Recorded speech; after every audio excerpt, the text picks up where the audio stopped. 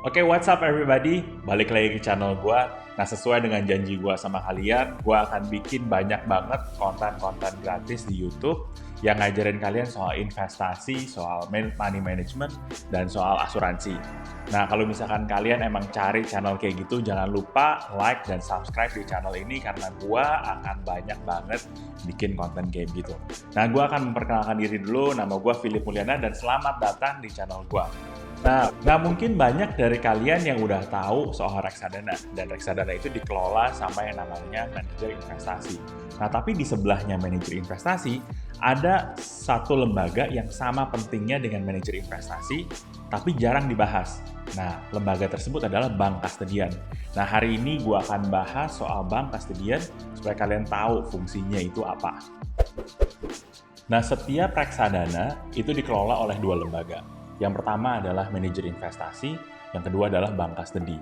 Nah, manajer investasi akan berguna untuk memutuskan saham apa aja yang harus mereka beli, saham A, saham B, atau saham C. Atau mungkin juga obligasi yang mereka harus beli. Nah, pertanyaannya adalah, siapa yang megang semua uang dan semua aset yang mereka beli? Jawabannya adalah bank kastedi. Bank kastedi sebenarnya gunanya untuk penitipan uang dan penitipan barang-barang dan aset-aset yang si manajer investasi beli. Nah, tugas kedua dari si bank kastedi ini adalah hitung NAB-nya atau nilai aktiva bersih. Nah, kalau misalkan kalian belum tahu apa itu NAB, gue taruh linknya di sebelah sini. Gue udah pernah bikin video sebelumnya soal NAB, kalian bisa pelajari di sana. Nah, setiap hari bank kastedi ini wajib untuk ngelaporin berapa banyak aset yang dimiliki sama reksadana tersebut dan dihitung dan dilaporkan.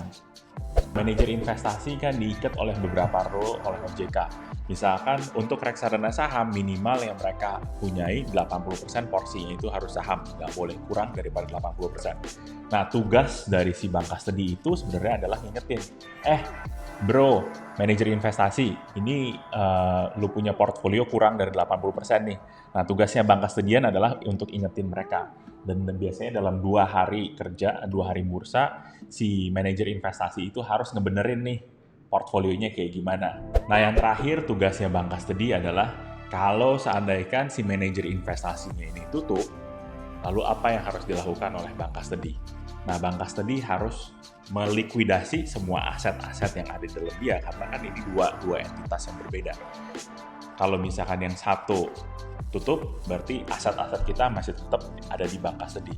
Kalau misalkan bank kastedi itu melikuidasi dan menjual semua asetnya, lalu dibagikan kepada semua investor berdasarkan proporsi kepemilikan unit. Nah, sekian yang gue bisa share soal bank kastedian.